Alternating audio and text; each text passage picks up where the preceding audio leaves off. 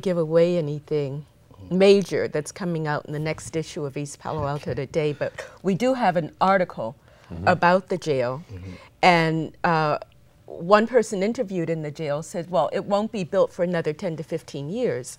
And we're not talking about prisoners today, we're talking about young people coming up who would be eligible to be in prison. Right.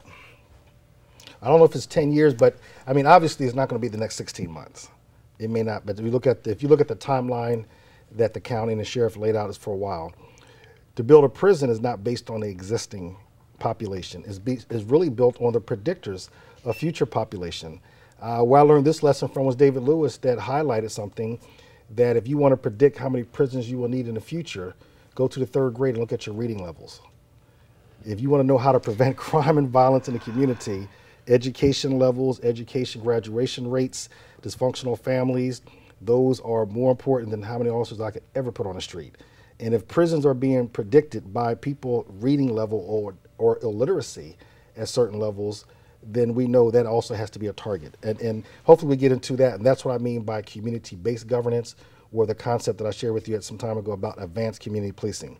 It's taking it beyond the policing communities talking about crime and getting into strategic partnerships to look at the root causes of crime, which extend very deep. And yes. And you know, can I follow up on something you had said about 20 minutes ago?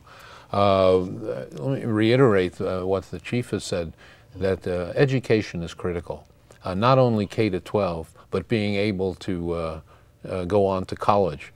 Having an opportunity to do that. And you had mentioned that that's getting tougher than ever, and it is. And that's one of the reasons why I've been working and have successfully passed a resolution, a joint resolution in the legislature by both the Senate and the Assembly to establish a joint committee to review the master plan of higher education in California. When the master plan was passed 50 years ago, it was based on what was then a pioneering notion that everyone eligible for college or university would have the chance to attend one. And that's one of the things that has made this state so great. Now that's in jeopardy for a variety of reasons. And I thought it was really important to review the master plan upon its 50th anniversary and recommit ourselves to the idea that every person in this state who is eligible to go to college can go to college. I am happy to say that we are going to address this issue in the legislature. I believe that we'll get underway in December, and we're going to address all the issues that you hinted at when you asked that question. Eligibility, who's eligible, access, financial ability, how much should it cost for an education, and the ability to the critical topic of coordination between the 3 segments: community college, the university, California State University, University of California.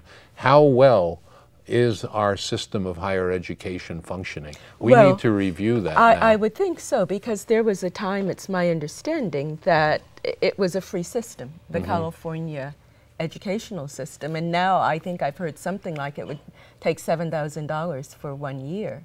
And that, of course, excludes a lot of people. It does. When I had the good fortune when I attended the University of California, my recollection is that the resident fee was about $240 a year. It now, to attend the University of California, that fee is in several thousands of dollars. That's a big difference.